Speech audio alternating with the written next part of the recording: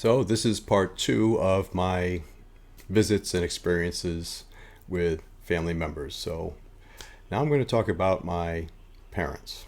So, 1986, end of the summer, I'm working summer job, and I come home one evening, and there's a note on the door. We're at the hospital. So, didn't know what happened for a few hours.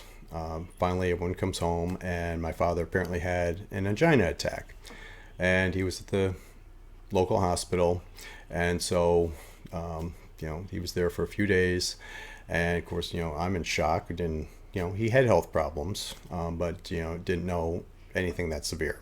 So anyway, after a few days, they couldn't stabilize him, so they transport him to New Haven, to larger hospital.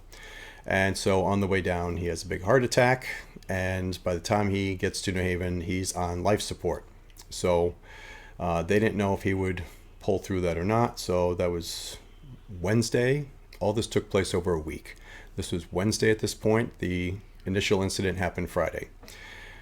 So we're back and forth to the hospital. Finally, Friday night, I get a call. And there's no point keeping him on life support. Should we discontinue it? So we rush down. They always call in the evening. Can never call when it's convenient in the afternoon. It's always late at night. So we drive down there 10:30 at night, and we're there, see him, and he's on the machines and all that. And basically, the decision is made to discontinue life support at that point. So I can't handle it. I'm a sobbing mess. I didn't, I was in denial the whole week. It's like, he can't go, this can't happen. So I kissed him on the cheek. I said, "I love you, Dad." And then, I'm sobbing, and I said, "I can't stay in the room. I can't stay in the room." So they escort me across the hall to the waiting room. And so I'm sitting there waiting. I remember sitting on the bench. TV's playing with Letterman on. It's about 11:30 at night at this point. And then within a minute, the lights go out in the room. And I'm like, okay. So at that time, I remember thinking, I assumed he just passed.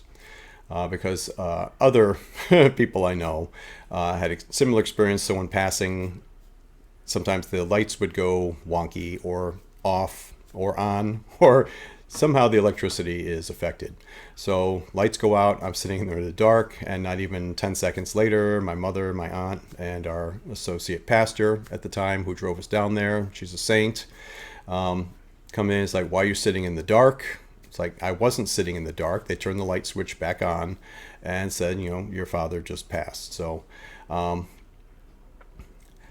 I, of course, believe that, he turned off the light when he passed to say, goodbye, or, acknowledge that I was there.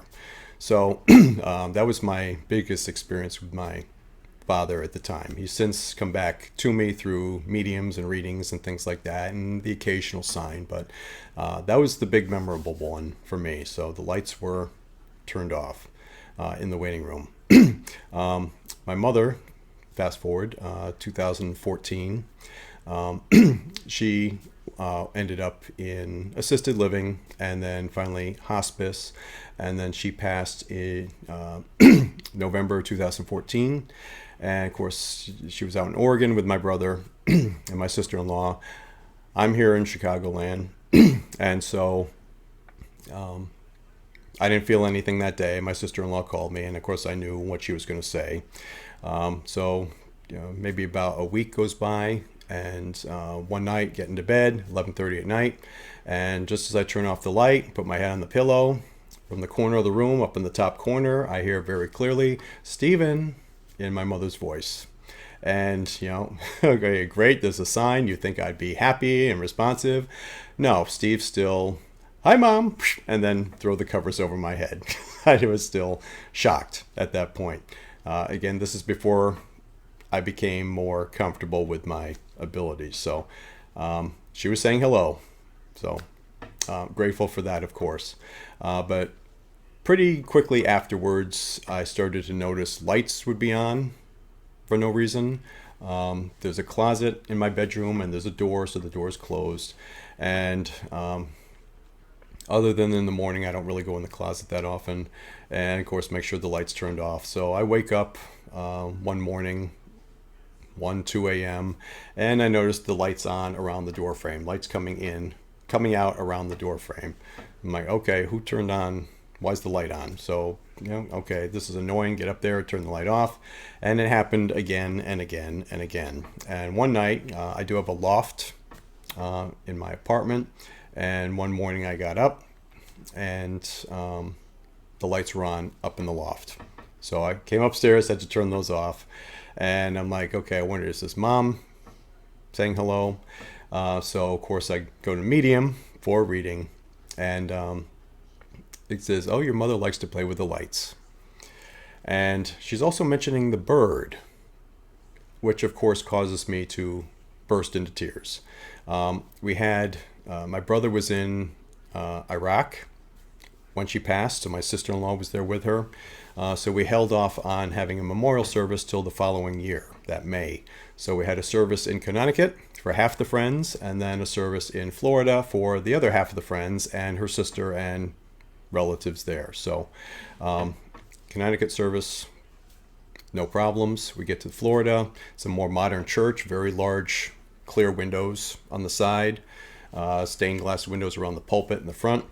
And the pastor's giving the memorial talk, not really a sermon, but the memories, I forget what they call it, but talking about her life and her contributions and all that. And right in the middle of this, bird flies up to the windows from outside, bam, hits the window, and then flutters back and forth along this window about 15 feet. So it was noticeable. Back and forth for about 20 seconds, and then whoosh, flies off. So I turn to my sister-in-law next to me. My brother's on her other side. I go, that was my mother. She goes, yep, it was. And my brother's da-da-da-da-da, because he didn't want to know anything about that. So back to the reading, he says, your mother's talking about the bird. And I burst into tears and said, I knew it. I knew it. At her memorial service in Florida, a bird flew up against the window. I knew it was her. So that was nice confirmation of that. Of course, she's been around me a number of times since then. Most recently, when I was at the Lilydale Assembly 3 weeks ago, she came through. I was trying to do a reading, and I said, I'm not picking up anything. This isn't going to go well. And then while I'm trying to read this person, she appears, and then her friend, Dorothy, the psychic in Florida, she met the second day at the mailboxes I talked about in another video. They come to me, and I see the word native, and I'm starting to get information, and then basically told the story of how they met at the mailbox, and opened my eyes, and the lady I'm reading is sobbing. She says, I knew my mother was with me. I always thought she was, but this is confirmation, and thank you so much. And then we both end up crying after this reading. So she's constantly around me, I know. Not turning lights on. She knows that freaks me out, but there are other ways of knowing that she's around. So, yep. It's nice to know they're both around me. Anyway, another relative, I said in Connecticut, we lived next door to my aunt and uncle. My father passed in August 1986, and 4 months later, my uncle passed away suddenly, very suddenly, at work, walking to the water cooler at his office, and has an aneurysm and is gone by the time he hits the floor. So there was a double shock to the family. So both my mother and my aunt are widows in a pretty close space there. So anyway, a few years ago, maybe 5 years ago, I'm in bed and I have this very vivid dream. I'm in the house in Connecticut, upstairs in the second floor bathroom, which incidentally was never built. We discussed building a second floor bathroom, never did, but in the dream, I'm in this bathroom. And I walk out the door, and there's the top of the stairs, and I turn the corner, and there's my uncle standing right there in my face.